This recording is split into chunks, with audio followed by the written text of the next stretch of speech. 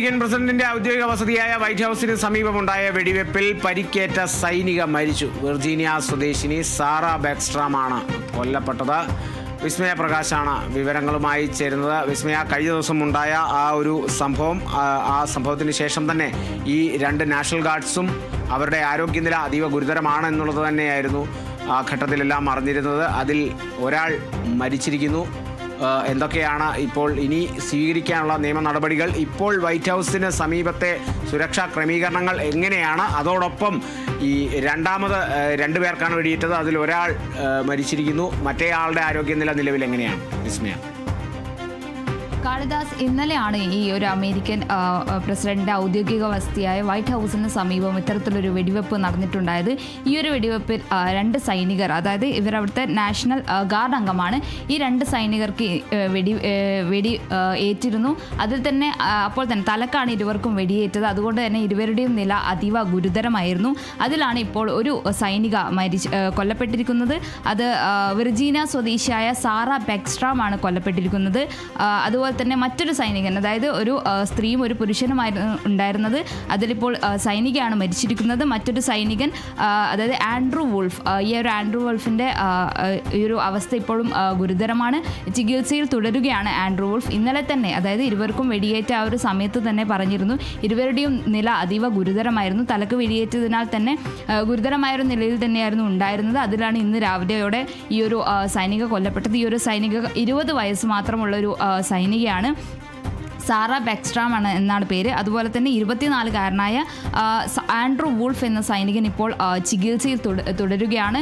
ഈ ഒരു ആൻഡ്രൂ വുൾഫിൻ്റെ നിലയും ഗുരുതരമായി തന്നെ തുടരുകയാണ്. എന്തായാലും ഈ ഇന്നലത്തെ ആ ഒരു വെടിവെപ്പിൽ അല്പം സമയത്തിന് ശേഷം തന്നെ ഈ ഒരു പ്രതിയായ റഹ്മാനുള്ള ലഖൻവാളിനെ പിടികൂടിയിരുന്നു. 29 വയസ്സുകാരനാണ് ഈ റഹ്മാനുള്ള ലഖൻവാൾ എന്ന് പറയുന്നത്. അതുപോലെ ഈ ഒരു കാബൂൾ സ്വദേശി, അഫ്ഗാൻ സ്വദേശിയാണ്. ഈ വെടിവെപ്പ് ഉണ്ടായ സമയത്ത്, അത് കഴിഞ്ഞതിന് ശേഷം തന്നെ ഇയാൾ അഫ്ഗാൻ സ്വദേശിയാണെന്നുള്ളൊരു സൂചന ലഭിച്ചിരുന്നു. പിന്നീട് അതൊരു സൂചന പിന്നീട് വ്യക്തമാവുകയായിരുന്നു. അത് അഫ്ഗാൻ കാബൂൾ സ്വദേശിയായ റഹ്മാനുള്ള ലഖൻവാളാണ് പ്രതി തന്നെയായിരുന്നു പിന്നീട് സ്ഥിരീകരിച്ചു. അയാളെ പിന്നീട് കസ്റ്റഡിയിൽ എടുക്കുകയും ചെയ്തിരുന്നു. ഈ ഒരു റഹ്മാനുള്ള, അതായത് പ്രതിയായ റഹ്മാനുള്ളക്ക് അഫ്ഗാൻ യുദ്ധകാലത്ത് US സൈന്യത്തിന് വേണ്ടി പ്രവർത്തിച്ച വ്യക്തിയാണ് ഈ ഒരു റഹ്മാനുള്ള ലഖൻവാൾ എന്നുള്ളൊരു സ്ഥിരീകരണവും ഇന്നലെ ഉണ്ടായിരുന്നു. CIA ഇന്നലെ ആ ഒരു കാര്യം സ്ഥിരീകരിച്ചിരുന്നു. ഇയാൾ സൈന്യത്തിൽ ഉണ്ടായിരുന്ന ഒരാളാണ്. US സൈന്യത്തിൽ അഫ്ഗാൻ യുദ്ധകാലത്ത് പ്രവർത്തിച്ചിരുന്ന ആളാണ് ഈ ഒരു പ്രതി എന്നുള്ള സ്ഥിരീകരണം ഇന്നലെ തന്നെ വന്നിരുന്നു. എന്തായാലും ആ ഒരു സംഭവത്തിന് ശേഷം, ഇന്നലെ ഉണ്ടായ സംഭവത്തിന് ശേഷം വൈറ്റ് ഹൗസിന് സമീപം സുരക്ഷ അതീവ ശക്തമാക്കിയിരുന്നു. ആ ഒരു സമയത്ത് തന്നെ ഈ ഒരു വൈറ്റ് ഹൗസ് അടച്ചിടുകയും അതുപോലെ തന്നെ ചുറ്റും സുരക്ഷ കർശനമാക്കിയിരുന്നു.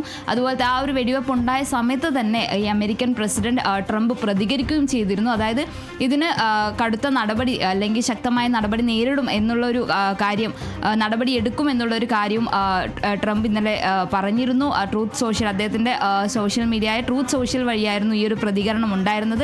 ഈ ഒരു വെടിവെപ്പ് നടക്കുന്ന സമയത്ത് ഈ അമേരിക്കൻ പ്രസിഡന്റ് ട്രംപ് അവിടെ വൈറ്റ് ഹൗസിൽ ഉണ്ടായിരുന്നില്ല. പിന്നീട് ട്രൂത്ത് ഒഫീഷ്യൽ വഴി ഈ ഒരു പ്രതികരണം നടത്തുകയായിരുന്നു ഈ ഒരു അമേരിക്കൻ പ്രസിഡന്റ് ട്രംപ്. എന്തായാലും 1-2 തവണയല്ല, ഒരു 10 മുതൽ 15 തവണയാണ് ഈ ഒരു അക്രമി വെടിയുതിർത്തിട്ടുണ്ടായിരുന്നത് ഈ സൈനികർക്ക് നേരെ. അതിൽ തലക്കാണ് വെടികൊണ്ടിരുന്നത്. എന്തായാലും ആ ഒരു വൈറ്റ് ഹൗസിൻ്റെ ഇയാൾ ഒറ്റക്കാണ് ഈ ഒരു വെടിവെപ്പ് നടത്തിയത്, ഒറ്റക്കാണെന്നുള്ളൊരു വിലയിരുത്തലും കൂടി ഉണ്ടായിരുന്നു. വൈറ്റ് ഹൗസിൽ നിന്ന് ഒരു അകലെയല്ലാത്തൊരു മെട്രോ സ്റ്റോപ്പിന് സമീപത്ത് വെച്ചാണ് വെടിവെപ്പുണ്ടായത്. ഈ ഒരു വെടിവെപ്പിൽ ഇന്നലെ തന്നെ ഇരുവർക്കും ഗുരുതരമായ ഒരു അവസ്ഥയിലായിരുന്നു ഉണ്ടായിരുന്നത്. അതിലിപ്പോൾ ഒരു സൈനിക കൊല്ലപ്പെട്ടിരിക്കുകയാണ്. കാളിദാസ്. ശരി, വിസ്മയ പ്രകാശാണ് വിവരങ്ങൾ നൽകിയത്.